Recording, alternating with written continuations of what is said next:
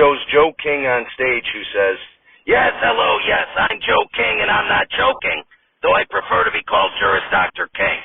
Anyway, on the last episode, we talked to our future overlord, AI, about its role in the writer's strike. This episode, I figured we'd find out which AI chatbot system, between the one we've been using, Google's Bard, and the more commonly known one, ChatGPT, is actually more in line with the writers who are striking. So I asked each AI whether or not they support the writer's strike. Google's Bard said the following: "I support the writer's strike because I believe that writers are not being fairly compensated for their work." Attaboy, Barty, the chatbot went on to say, "The streaming industry has exploded in recent years, and writers are not seeing a fair share of the profits. They are also not being compensated fairly for their work on streaming platforms, which are increasingly becoming the primary way that people consume television and movies. The writers are asking for a number of things, including increased residuals for streaming content, better healthcare benefits, more transparency from the studios. I believe that these are all reasonable requests, and I hope that the studios will come to the table and negotiate in good faith. The writers deserve to be paid fairly for their work, and I hope that the strike will help them to achieve that goal. In addition to the above, I also believe that the writer's strike is important because it is a way for writers to stand up for themselves and their rights. The entertainment industry is a powerful one, and it can be difficult for writers to get their voices heard. The strike is a way for writers to show that they are not going to be taken advantage of, and that they are willing to fight for what they believe in. I hope that the strike will be successful, and that it will lead to a better future for writers in the entertainment industry." So there you have it. Google's Bard is definitely on board with the writer's strike. It sounds like if it had arms and legs, it'd be out there picketing itself. Now, when I asked ChatGPT whether it supports the writer's strike, it says the following: "As an AI language model, I don't have personal opinions or feelings. Therefore, I don't have the ability to support or oppose anything, including the writer's strike. However, I can provide information and discuss the topic with you." So ChatGPT refuses to give an answer to the question, hiding behind the fact that it's an AI language model. However, perhaps we should ask ourselves whether Bard is just full of shit, because it itself is also merely an AI language model, so it's a little suspicious that it's so in bed with the writers, huh? So we'll just have to keep tabs on these curious chatbots and see where they go with regards to the strike. But anyway, I don't follow the news much, but is it just me, or were people acting all sorts of strange at all these stores and whatnot the last couple of years? Okay, it's finally died down, but until recently, these last couple of years, I tend to go into these stores, and then some store employee would always start yelling at me, "Put on mask, put on mask." At first, I would just kind of ignore them, but after a few months, I really started to get pissed off about it. Anyway, so this one time, one of these store employees is yelling at me, "Put on mask, put on mask." And I just turned to the guy and asked, "Sir, why the fuck do you want me to put on an early 90s Jim Carrey movie? Is it streaming somewhere? Do I have to rent it? I've seen it plenty of fucking times. Why the fuck do you want me to put it on so badly? I don't even have a TV with me. Do you want me to watch it on my phone? Do you have a TV in the back or something? I don't get it." Okay, now later on, I did discover that people were literally wearing actual masks. Can you believe that?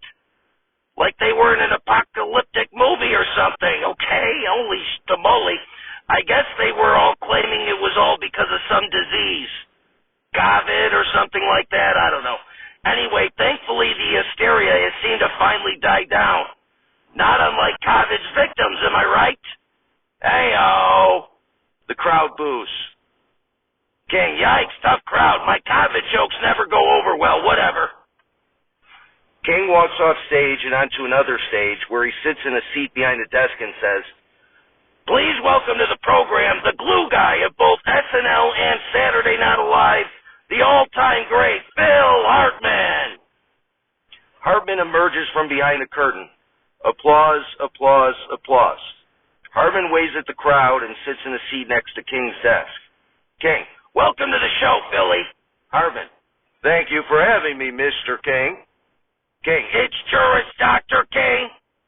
Hartman, you know, you say that, but I think it's a little disrespectful to real doctors, like the ones who treated people with COVID, to call someone like you a doctor. Applause, applause, applause. King, stop applauding that. I'm a lawyer, which is a Juris Doctor. Hartman, now, Mr. King, are we going to get to some questions or aren't we? King, watch it, Philly. Enough with the Mr. King crap. Hartman, when did I say you could call me Philly? I'm not a horse. And for all those brave first responders, as well as the victims of COVID, like I said, I refuse to call you a doctor.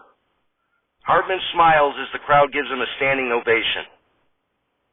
King, fine. How about just Joe then?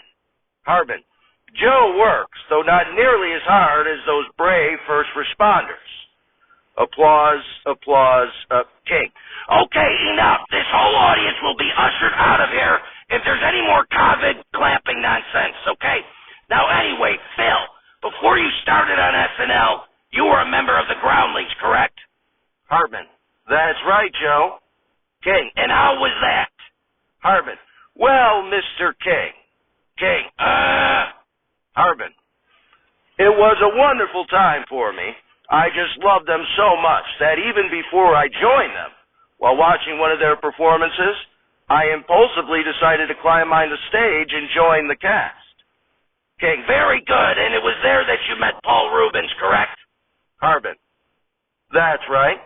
King, and you helped him create the character Pee Wee Herman and Pee Wee's Playhouse.